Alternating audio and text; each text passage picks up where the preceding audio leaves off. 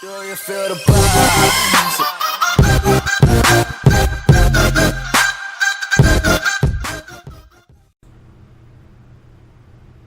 What's up, YouTube? It's Carolina Calvin coming back to you with another video, and I have my boy MG here, and we're a bit late, but we want to do this Thor Ragnarok review. There's gonna be spoilers just because it's Sunday, and at this point, most people have already watched it. I couldn't do a video, because I was gonna do a non-spoiler video. I just didn't have time to do that, so we're just gonna do this spoiler video. I watched the movie actually. I had plans on watching it yesterday, but I didn't get to see it till today. And I know MG, you saw it today as well. So we're gonna kind of get into, of course, what we thought of the movie, and of course implications, because this leads a lot to Avengers: Infinity War. Because if you've seen, there's actually a while back those videos showing Thor meeting up with the Guardians, so we know that's a thing. Infinity War is going to be the next big Marvel event, the biggest of Marvel events. So, what I thought about the movie, I liked the movie a lot. Easily the best Thor movie, which, yeah, the first two were pretty bad, but this one's really good. I like it more than Spider-Man. I like it more than Guardians Volume 2. I still got Wonder Woman and Logan above it, but this was a really good movie, and I thought everyone that was involved, from acting standpoint, villain Hela was great. Tom Hiddleston as Loki, great. And Hemsworth as Thor, always thought he was good, just put into bad movies, referring to the first two movies. Tessa Thompson as Valkyrie, great. Jeff Goldblum as Grandmaster. Of course, Ruffalo, doing Bruce Banner / Hulk. That's pretty good. And them trying to pretty much incorporate Planet Hulk, World War Hulk thing, for obvious reasons, because they can't make a solo Hulk movie.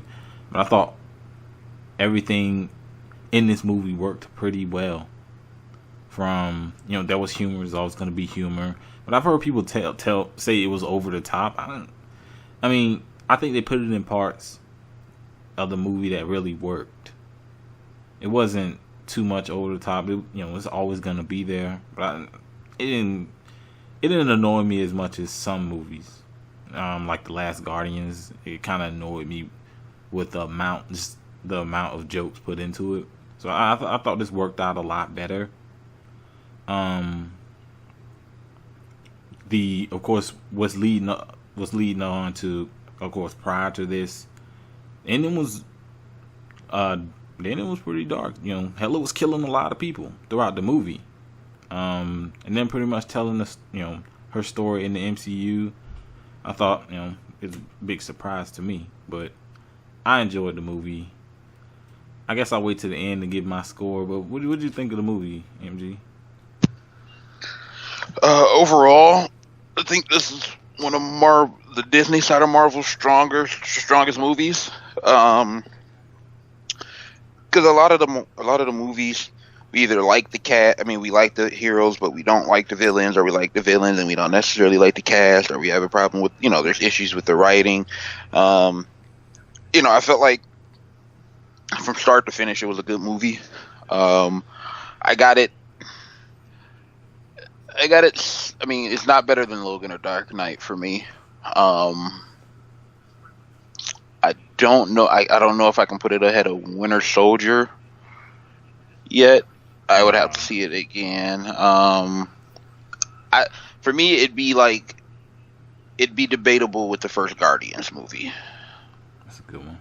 They're very similar in terms of what they're trying to like. This Thor movie was the first one where it's like, you see him go to different planets. You see him. It felt bigger than just Midgard, which is Earth. Felt a lot bigger than that. And the big issue with the first Guardians movie was the villain. Yeah. Ronan, which there's not an issue that this movie had. Start to finish, I think this was a better movie. Guardians, though, but for the majority of Guardians, it was just so impressive, though. So where would Wonder Woman? I would have to debate that. I would have to sit down and debate about that one with myself about that or Thor or Wonder Woman, because I hated the last like 25% of Wonder Woman. I thought the first 3/4 of the movie was amazing, but then the last 25%, especially once you get into like the bad CG and just the fight wasn't too good. Yeah, just the whole. I just wasn't a fan of the ending of that, so I'd say it's definitely up there. I think it's in the top 10 Marvel movies for sure.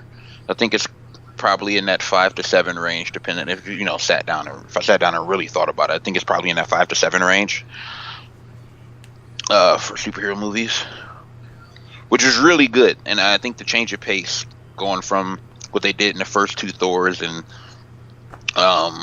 going to the Thor they went with here, threw in more comedy, made Thor a lot more endearing to the fans than he has been in past movies. I thought it was a great movie. Was there anything that, like, I guess you didn't like? Didn't like? Yeah. I'm gonna see. You know what? I'll say this. I think that they could have held off. I think they could have done they put so much in one movie that I think there could have been I think there should have been 2 separate movies. Yeah, I think they set up the whole. Scourge was in it, so where was the Enchantress? You could have set up something like that. Yeah, and on top of that, I think that the stuff on Sakaar, that stuff alone could have been its own singular movie.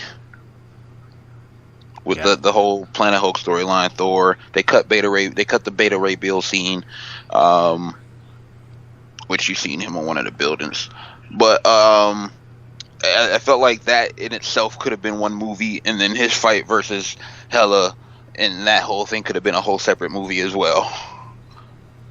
So I feel like, which is good. They got it all into one movie, and it still turned out good. But at the same time, I think you missed out on an opportunity for a second movie. Yeah, they could have easily set up another movie. But they have to rush things so much because of Infinity War coming up, and you saw the Tesseract, which that was one thing. Looking at it, is Loki still working with Thanos? Is he still working with Thanos? Because you saw him look at the Tesseract and then he didn't go back to it. So a lot of people believe that he pretty much stole it. Hence why we saw, before I get into the ending credits, I'm gonna point out something. What I didn't like, it's because it's most of it I did like. Most of it was done really well. I felt as though I guess this is like kind of small, but some of the other Asgardians, especially like the more known ones, they kind of didn't really get a spotlight. Hela just killed off most of them. They didn't really get a spotlight. They really never got a spotlight in any of the movies, but in the comics, even in some of the animated series, you see them a lot more. So, the only other one, well, of course, Loki was actually not Asgardian, and Valkyrie. They're the only ones that really got shown in terms of good guys, Asgardians. So I thought if they would have done a little bit more with some of the other ones that, of course, Hela ended up killing off, it would have been. I don't think it really takes anything away, but if I'm pointing out something I didn't like, after seeing the movie, that would definitely have to be it. But for the most part, it's hard to really point out one thing I didn't like about the movie. Yeah. Okay.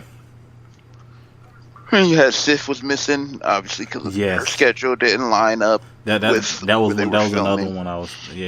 Like why was she not there during Ragnarok? Yeah, because of the filming schedule, and they filmed in Australia, and she was over here filming for what's the show, Blind Spot, that she's in on. So the scheduling just didn't work out to where she could be in there. And kind of the other two Asgardians. Only other one, Heimdall did get some. They did show him. They did show Heimdall. Like the other two Asgardians, they quickly, like when Hela went through the Bifrost, she quickly killed them. Of course, Sif not being there, I thought. So there's a few characters that you thought you should have seen. You know, Sif was there in some of even in some of the other Thor movies. She was even in Agents of Shield TV show. So kind of thought you would see her more, but obviously she was cut from the movies from what MG was saying because of scheduling. Yeah, so I don't think she filmed anything for it at all. Yeah. So, but she said she's down to do anything else for Thor though if they do another one. So, will that happen? Doubt it. But I do like they cleared up a lot of stuff though. The Infinity Gauntlet being one of them. Oh, he saw it. Like, yeah, she said it was a fake anyway. Yeah. Which because I mean we've seen Thanos with it already, right? Yeah, he already has the gauntlet. He just doesn't have the stone. So that made sense. They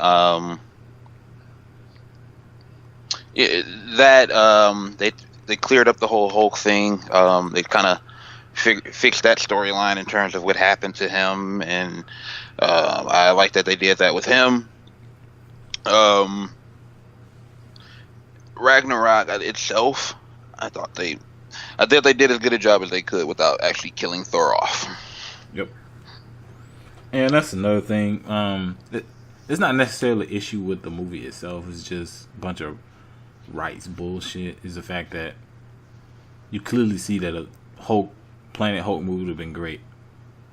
Clearly, like you see that in the scenes where they go to the other planet, Grandmaster, and Hulk. It's already said that he was there 2 years.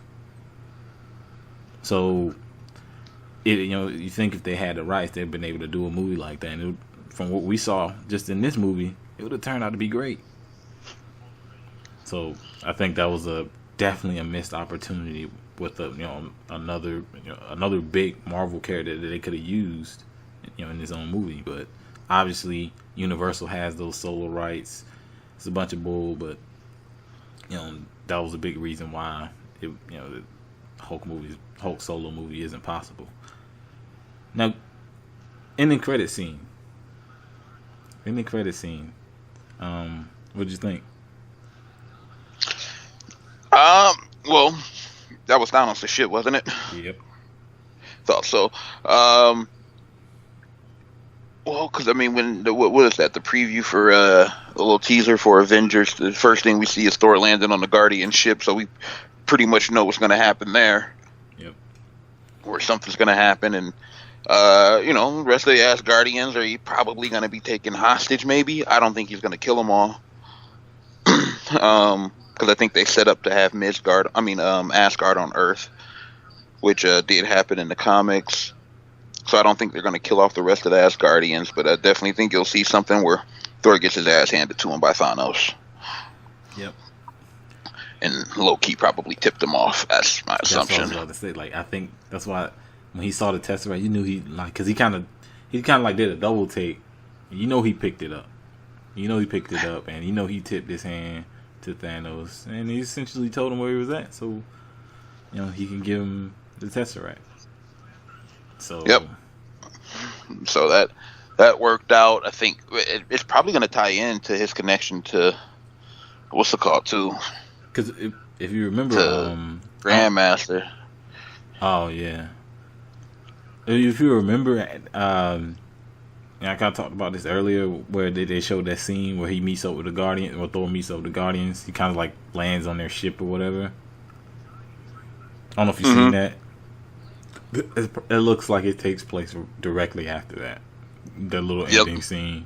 So it's gonna go straight into it. Matter of fact, it was like a little teaser for the Infinity War movie. They showed at I believe Comic-Con. earlier this year. So, now we see what happens to Thor and why he was in that situation and in that particular teaser. So you see that apparently Infinity War starts right up after Thor Ragnarok, which is perfect. Yeah, keep the continuity going. Pretty much. And then the last Infinity Stone. Have they shown all of them? Nope. What's the one? So people, is it the Soul? Yep. I think they never showed it in. We kind of maybe it's in Black Panther. Maybe, or a lot of people are speculating that it was Grandmaster staff. I didn't even look. Since he's the Collector's brother, a lot of people are speculating that that's what it was. You couldn't see the stone; it would have been like Loki's staff when he had the Tesseract. But that's one of the rumors out there. But I don't know if it holds. Yeah, that was the stone we were kind of expecting them to showcase at some point in this movie, because Black Panther seems to be its own thing, where it's kind of separated. It's separated from it looks like it's separated from the bigger story. So we thought to see it in this Thor movie just because of how big the movie was going to be. Yeah, I wouldn't be surprised if it wasn't Black Panther though. If it had something to do with the Black Panther being passed down, the spirit of the Black Panther being passed down through the years, I wouldn't be surprised if that had something to do with it. Yeah, because it's the only movie between now and Infinity War now. At this point. Unless they're gonna show him getting the last stone, because you kind of do want to see part of the chase for Thanos. Yeah. Where it's like, okay, he's gonna get the other 5 stones are pretty much guaranteed to be his, and then I kind of want to see him go after that 5th stone and fuck shit up to finally get it. You got to show Thanos as Thanos first. It's just regular power, and, I'm fucking people up, and then he finally gets that final piece, and you see his power go through the roof. Obviously with the gauntlet and all the stones. So I wouldn't mind seeing that last one not popping up until Infinity War. Yeah, I guess it'll be the unknown. Like, he doesn't know where the stone is, so he's gonna turn over every rock to find it. Mm-hmm. So he pretty much tell me where the stone's at, or I destroy everything, pretty much.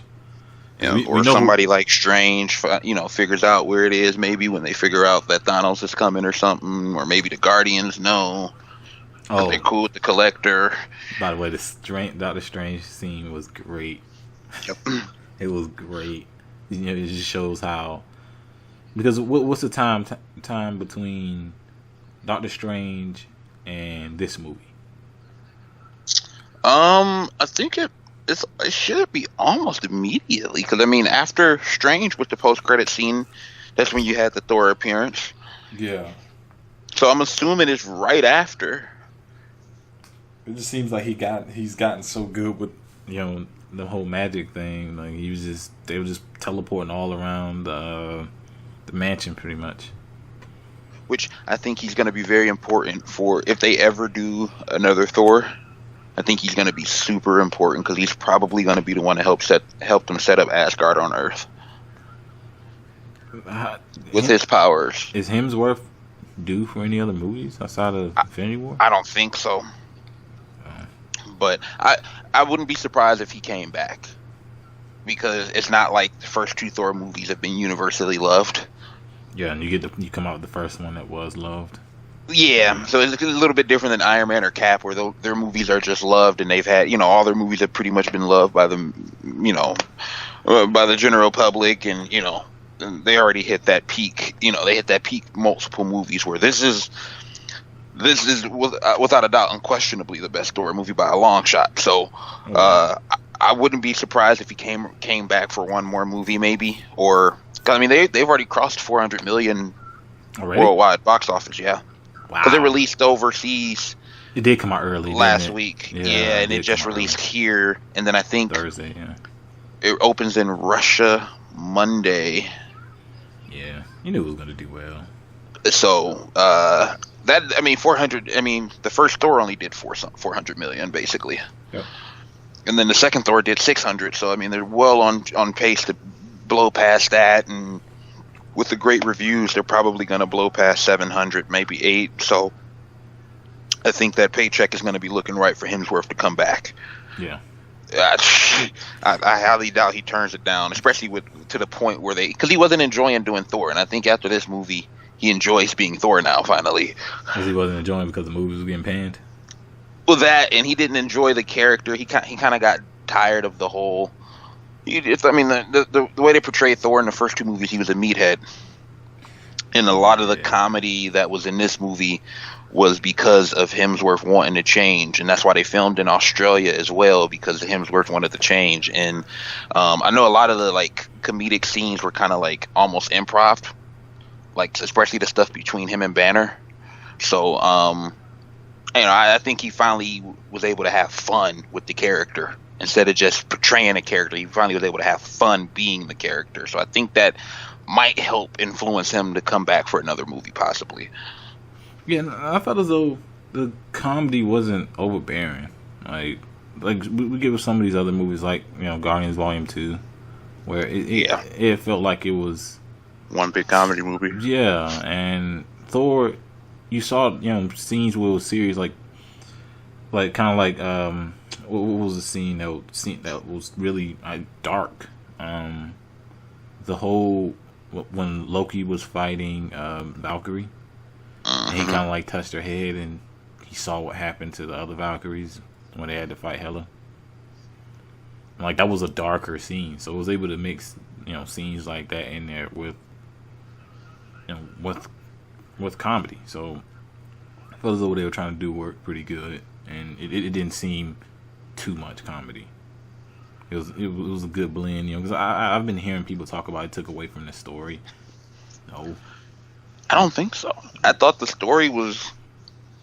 I mean, they changed up Hela's, history. Obviously, they kind of combined 2 characters into one for her, which I don't mind. Yeah. Lady Death, obviously, and Hela, who wasn't really his sister. Hela really wasn't his sister in the comics. He had a different sister named Angela.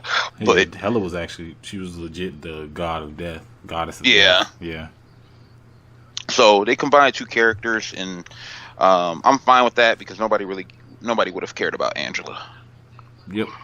Right, yeah. Just to be honest. Because think about it, for a big bad, you end up finding out Odin was hiding more stuff.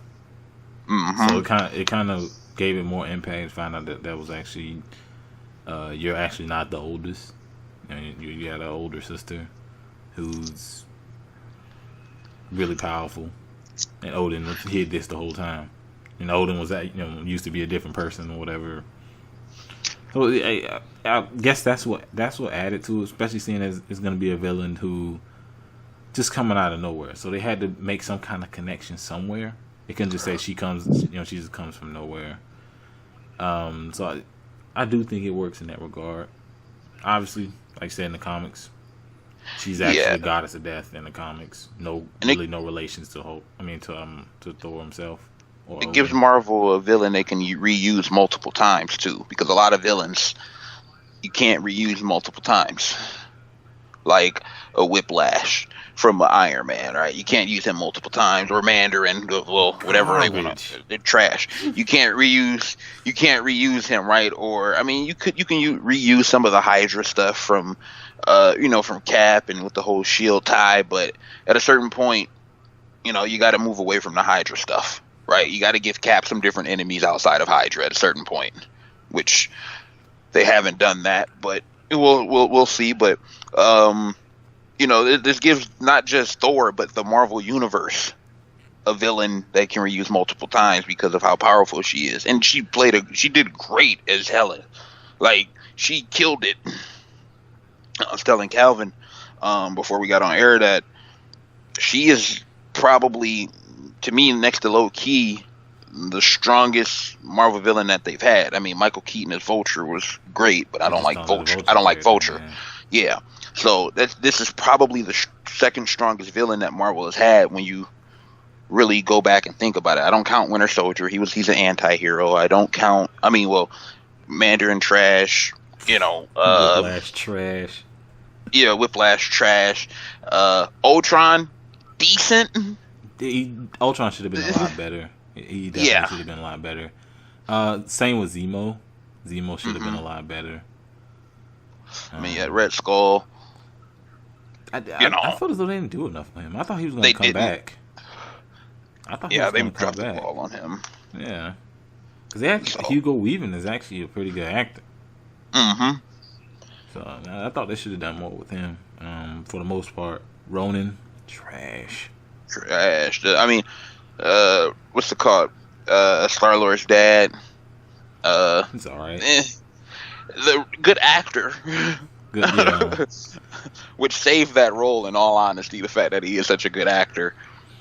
I myself, This is a strong villain, like next to low key. Like, I don't. What'd you say the actress name was? Cate Blanchett. Yeah, she did a pretty good job. Great actress. Yeah. So, like from the scene when she first appeared, she had like an aura about her. Like when she first appeared on that like hilltop, where Odin had just bounced, he must have knew she was coming. Yeah, bro, jetted. Like right in that scene, I was like, yeah. Even looking at the trailers and stuff, you knew she kind of had that aura about her. She got a presence about her. And then I always like the thing when she like takes her hands in her hair, and you see pretty much how she can change her hair and stuff. It's just something simple like that, but the CG was really good in this movie. During the fight with the Asgardian army, dude, she was throwing knives out of her hair. Dude, the CG. I can't think of one scene where it had bad CG. Yep. Beginning scene, Thor was fighting Surtur. Let's see. When they were fighting in the Bifrost, like they were literally in the portal fighting. Thor fighting Hulk. The Thor and Hulk fight was way better than. I mean, because you seen the previews, right, with them jumping up and going fist to fist, but they did a lot more with it than I thought they were gonna do. Yeah, and it turned out great because we still don't know who won, and that they kept that up in the air for everybody. The scene where they were in the ships and the other ships were chasing them, and they kind of what do they call that thing? Portal or whatever. No, it was like Devil's Anus or something. That was the name of it. Yeah, and I felt visuals for all that. Of course, Asgardian. All of it looked great. And that's one thing you really never had to question about necessarily the Marvel movies is visuals. Even with the big ass wolf thing, which looks like it was the hardest thing to do for like any like creature that was going to be in the movie. Felt as though that was great too. They had Hulk, pretty much had Hulk fighting it, pretty much 2 CG things fighting it. You can fuck up really easy with scenes like that. Even that was done really well. Or I put a scene that was really funny is when Bruce Banner jumped out the plane. He jumped out the ship. He jumped out the ship. He said, "Now you're gonna see what I look like." He thought he could turn into a Hulk. That motherfucker smacked the shit out the ground. That was probably the funniest thing in the entire movie. Yo. I was like, yo. He was fucked up. He still ended up changing, but damn. Oh shit. That's what I'm saying. Like, it had scenes like that, like legit funny. Like, I thought Hulk himself was funny. I like how they did it to where he spent so much time being Hulk that Hulk finally gained more of a human side to him. Yep. And like the whole scenes with them and I guess you can call it Hulk's house or his home or whatever, when him and Thor were arguing and shit. That shit was funny. Yep. And those were the scenes that were kind of slowed down. That was more of your comedy there. But I felt as though those scenes fit because, you still want to. Hulk was your other big character that was in this. And that was that way of really building him up, and the fact that he's been gone from any, from the universe itself. He's been gone for a couple of years. They don't know where he was at. So I felt as though, like I said, they did a good job. They had to pack so much into him. You had to pack in stuff for Hulk himself. This could have been 3 movies. It really could have. This could have been a Planet Hulk movie, and 2 Thor movies. Because I felt as though there was some things you could have done with Scourge, Enchantress, which we don't even see Enchantress. It could have been something done with that. Of course, the Hela thing. Even Surtur. Yeah. That was at the beginning. That was just somebody he was, ended up fighting at the beginning. So you can honestly say, I'll still say 3 because Enchantress has been known to work with Surtur actually. But still, you're talking about 3 movies that honestly packed into one movie, and they were still able to make it work. I don't know how, but they were still able to make it work. And it's crazy because the first 2 Thor movies, it wasn't a lot in the movies. No. You had to contain story, no really outside characters, and you still managed to fuck it up. So for a movie that it just seems when they try to pack in a lot of stuff into their movies, it somehow ends up working. Like new director too. Civil War, First Avengers. What's another one I'm thinking of? Well, those are some of the main ones. Civil War. They packed a lot into. Yeah, they packed a lot into that. Even Age of Ultron, they packed a lot into. Because, like you said, Ultron should have been.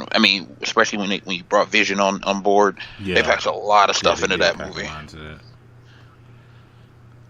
So, I think they did. They finally did the one thing that as a Thor fan, I've been looking for them to do. Make Thor a mainstream character. Because, let's be honest, out of all the Avengers, it's been Iron Man and fucking Cap, right? And I think, not just Thor in this movie, but Hulk as well. Because Hulk is no longer just, I'm mad, I'm going to go smash it, dude, no more. Yep. Yes, he actually has and this is what happened in the comics too, where he spent so much time on Planet Hulk. That version of Hulk became a lot more human in terms of being able to think and using the his genius intellect and having a lot more control. And he wasn't just Hulk smash, and that was the only thing he said. It turned into an actual person basically. And throughout the comics, you've seen kind of eventually Banner and Hulk kind of end up with this kind of relationship with each other where they know how to work it out, basically. Yeah. Even though Hulk still wants to take over, but. And if y'all haven't already read the particular comics, Planet Hulk, World Hulk, Future Imperfect, some of the best Hulk comics. And Planet Hulk, this movie has heavy ties to that. With them really trying to humanize the Hulk character, not necessarily Banner. Obviously, Banner is who he is, but the Hulk character who they try to portray more as a human, not necessarily as a monster. Where he's actually a lot smarter than you think. He's not totally mindless. And in the comics, he had a family. Yeah, I was about to say they left out especially his son, who became a major thing. So, like I said, you could probably fit in an entire 3 movies into this one movie. And I felt as though everyone involved great. Easter eggs. Maybe I missed some. Outside of really the ending. There weren't as many off of first hand. Replica thing. Yeah, where she said most of that stuff in there was fake. Yeah. What did she say when she walked past the Tesseract? She said, "Oh, that's cool," or something like that. Yeah. There was something in there though, because I could have sworn she walked past the Tesseract twice, or unless it was 2 separate things. I think it was a different item. I don't remember what it was though. Yeah. I know she looked at the Tesseract, and then she looked at something else. It looked similar to the Tesseract, but you knew it was something different. And then she walked past Surtur's head. One thing, what are they gonna do about Thor's? Is he gonna get a new weapon? I think so.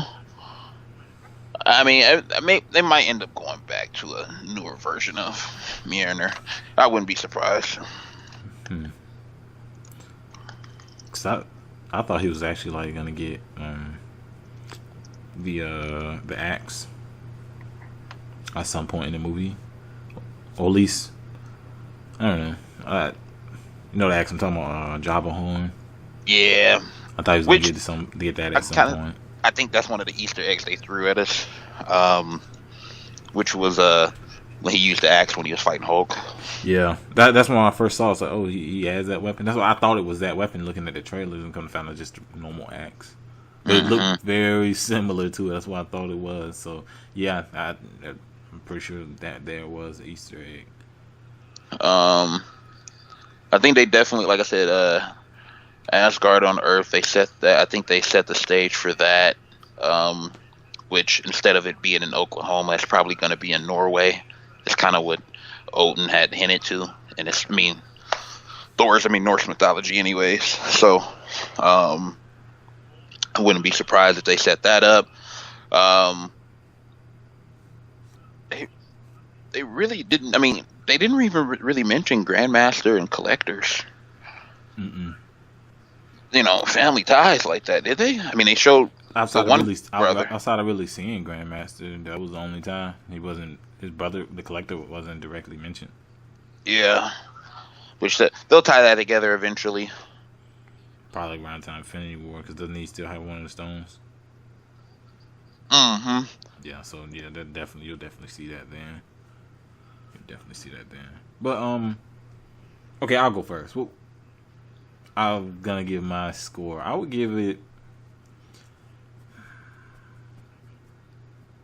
I'll give it an 8. I'll give it an 8. 8. I'll go 8.5.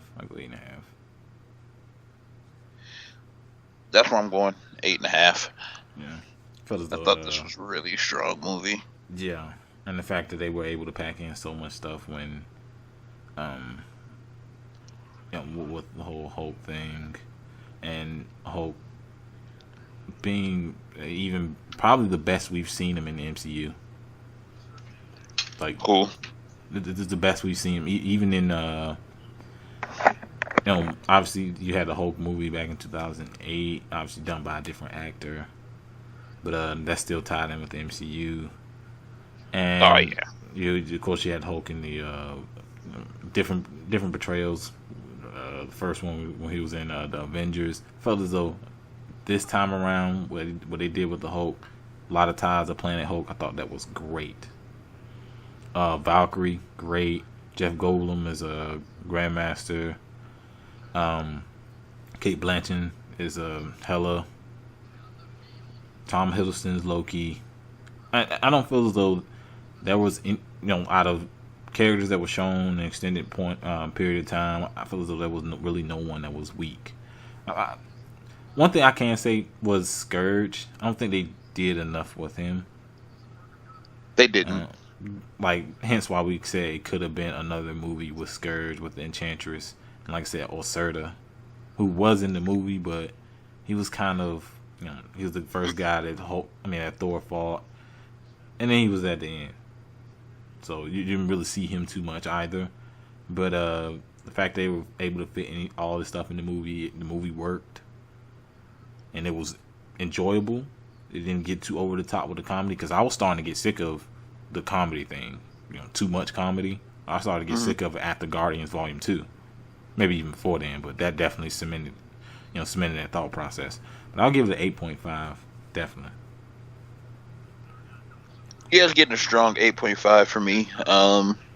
If I see it again, my rating might go down or up. I don't know, because I might. You always notice more stuff in the second go around than the first. Yeah, that's when you put your critic hat on when you watch it the second time. Mm-hmm. I'm gonna have to watch it a second time Details. to see where I could place it, because earlier this year I did do my as a matter of fact, it was right after Spider-Man. I did a top MCU movies, so I have to look at that list to see where I would put. I know I got it, for me, I got it above Spider-Man, just because the supporting characters in this movie was great. Spider-Man was shit, so I definitely have it above Spider-Man. I have it above Guardian Volume 2. But I have to really look at where I would put it in terms of all the movies. It's definitely, like you said, top 7.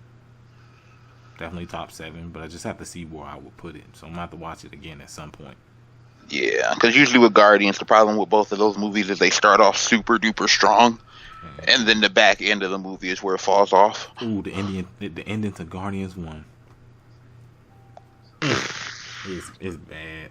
The second one started off good. I mean, when you had little Groot out there dancing and shit, it was great. You know, and then, you know, once you finally got them over onto the, you know, onto the planet, that part started to go downhill. Yep. So, it's usually the back half of Guardians. Yeah, and this one I thought had a pretty good ending. And Thor Ragnarok had a pretty good ending. Also, one thing I liked, there's one thing that Thor could do in the comics was literally channel his body with lightning. Yep. Even without Mjolnir, he was still able to do a lot of shit. Yeah, and I like how they tied that in too, where Odin told him that Mjolnir wasn't the source of his power. Yeah. It just helped him control it.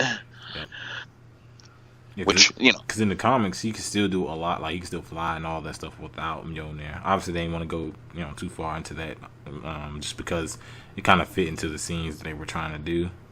But yeah, you know, you see that he still retains a lot of his powers even without Mjolnir. It was just a way of channeling it. Mm-hmm. Which I think is good for him going forward too, especially if they do end up doing another movie. Hopefully, that you got somewhere to go now with Thor's powers, because he hasn't discovered the full grasp of them.